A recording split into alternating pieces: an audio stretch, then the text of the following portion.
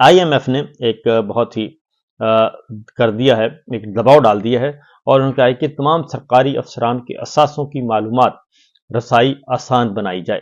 اور سرکاری افسران کے غیر قانونی طریقے سے بڑھتے ہوئے اثاثوں کو روکا جائے۔ سرکاری افسران کے اثاثوں اور آمدن کے گوشواروں کو پبلک کیا جائے، اور فروری 2025 تک تمام سرکاری افسران اور ارکان پارلیمنٹ کے اثاثے پبلک کرنے کے لیے قانون سازی کی جائے، اور تمام سرکاری افسران کے اثاثے پبلک کرنے کے لیے FBR کو ڈیجیٹلائز کیا جائے۔ یہ IMF کی شرط آئی ہے، اور آپ کو پتہ ہے سرکاری ملازمین میں سول ملٹری دونوں آتے ہیں، جوڈیشری بھی آتی ہے، اور سب کے سب اس میں آتے ہیں، اور ارکان پارلیمان کو علیحدہ سے انہوں نے کہا ہوا ہے، انہوں نے کہا ہے کہ تمام اثاثے ظاہر کیے جائیں۔ تو یہ آپ کو معلوم ہے کہ FBR کو کہا ہے کہ اس کو ڈیجیٹلائز کیا جائے۔ تو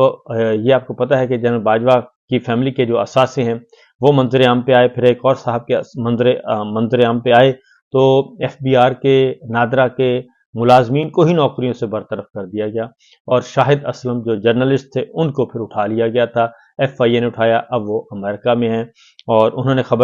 یہ سٹوری بریک کی تھی، احمد نورانی سٹوری بریک کی تھی، لیکن IMF کہتا ہے کہ تمام سرکاری ملازمین کے اثاثے ظاہر ہونے چاہیے، اور FBR کو اس کو ڈیجیٹلائز کرنا چاہیے پبلک کرنے کے لیے، یعنی ہر شہری کو ایکسیس ہو کہ کون کتنے مال بنا کر جا رہا ہے، اور کتنے اثاثے ہیں، جائز ہیں ناجائز ہیں، یہ ساری چیزیں ہونی چاہیے۔ اس کے ساتھ ساتھ IMF نے ایک اور کام کیا ہے جی،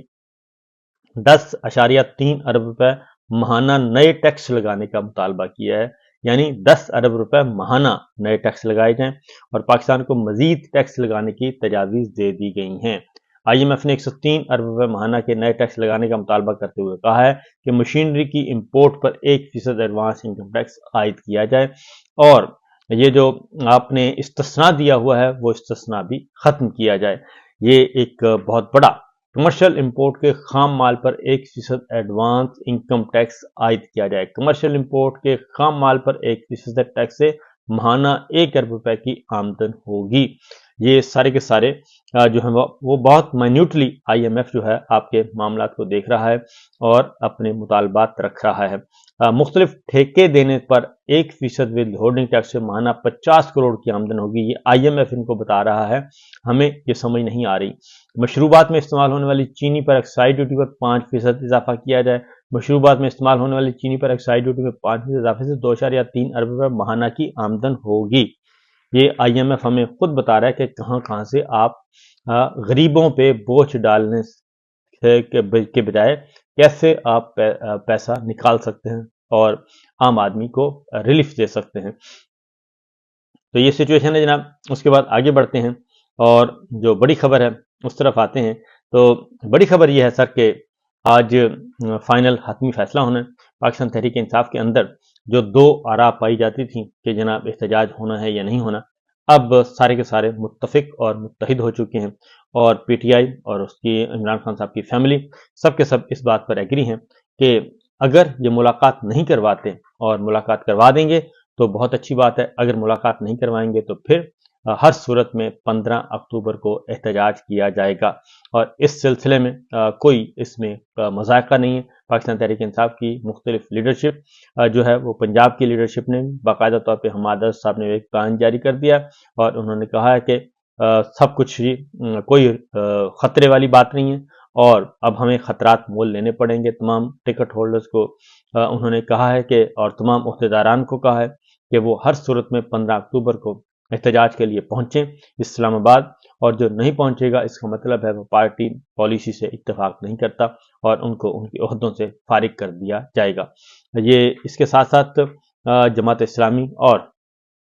مولانا فضل الرحمان صاحب نے بھی اس بات کو سپورٹ کیا ہے کہ عمران خان صاحب کی ملاقاتوں پر پابندی ختم کی جائے، اور ان کی فیملی کو، وکلا کو، ڈاکٹرز کو ایکسیس دی جائے تاکہ وہ ان کی خیریت معلوم کر سکیں۔ تو آج کا دن کافی امپورٹنٹ ہے، اگر آج ملاقات کروا دی جاتی ہے تو ویل اینڈ گڈ، کیونکہ آج امکان ہے کہ ملاقات کروائی جائے گی اور درخواست دے دی گئی ہے۔ अब इसको इंतजामी सतह पे देखा जा रहा है। अली अमीन गंडापुर साहब पे प्रेशर था, उन्होंने भी एक स्टेटमेंट दिया है और उन्होंने भी कहा है कि जी बिल्कुल मैं इमरान खान साहब की बहनें जो हैं दोनों, उनकी फौरी रिहाई का मुतालबा करता हूं और इमरान खान साहब को जाहिर है उनकी सेहत, उनकी फैमिली की सेहत और बाकी जितने भी सियासी कारकुन रहनुमा हैं उनके लिए। लेकिन मसला ये है कि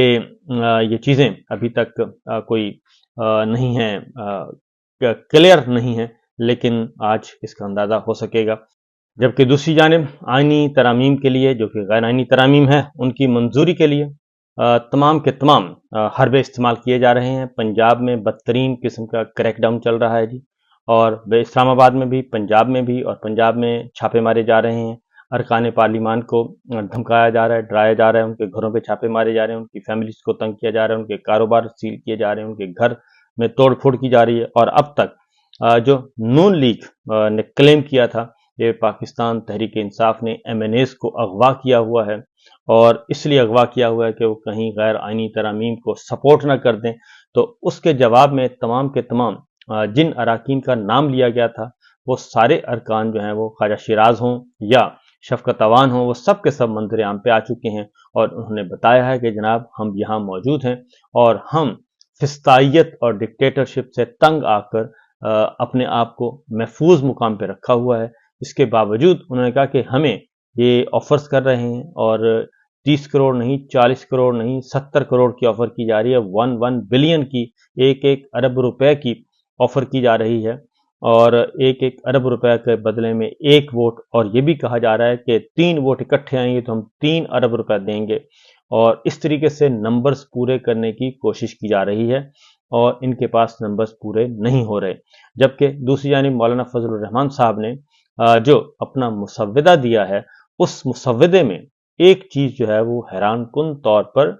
वो आ गई है मौलाना फजलुर रहमान साहब के मुसव्वदे में। और वो मुसव्वदा जो कि था रावलपिंडी से आया था और जो लीक हो गया था, जिसमें आइन का आर्टिकल 243 जो कि आर्मी चीफ की अपॉइंटमेंट, री अपॉइंटमेंट, एक्सटेंशन